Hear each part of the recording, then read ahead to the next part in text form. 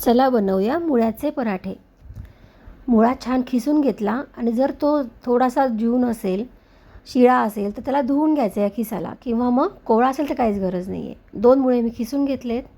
नंतर त्याच्यामध्ये मी गव्हाचं पीठ, डाळीचं पीठ म्हणजे बेसन पीठ, तिखट, मीठ, ओवा आणि तीळ हे सगळं टाकून मिक्स करत आहे. 1 चमचा आपण दही टाकलं आहे, त्याच्यामुळे त्याचा उग्र वास जो असतो मुळ्याचा तो कमी होतो. आणि लसूण देखील मी खिसून टाकलेला आहे, 2 ते 3 पाकळ्या.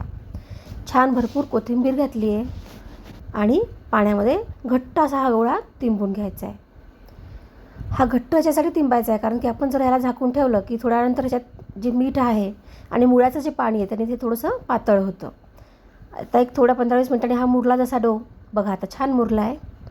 आता तयारी करून घेतली आहे मी पराठे करण्याची. चला आता मुळीचे पराठे करायला घेऊया.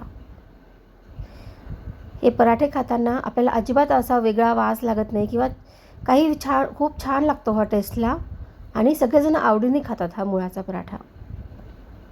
बघा त्याची घडी करतानाच थोडंसं तेल लावून मी त्याचा त्रिकोण बनवून घेतला आहे आणि छानपैकी लाटी मी आता ही पोळीसारखी लाटून घेते.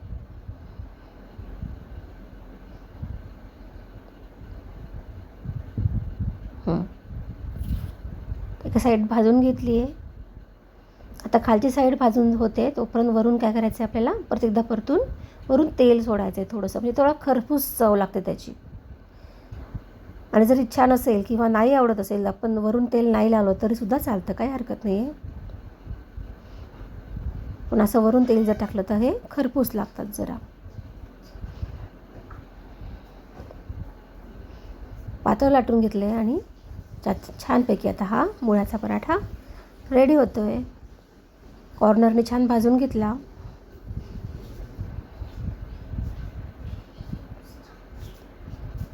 वाह, गरम गरम सर्व करते आता. तुम्ही देखील असा मुळ्याचा पराठा नक्की करा. थँक्यू.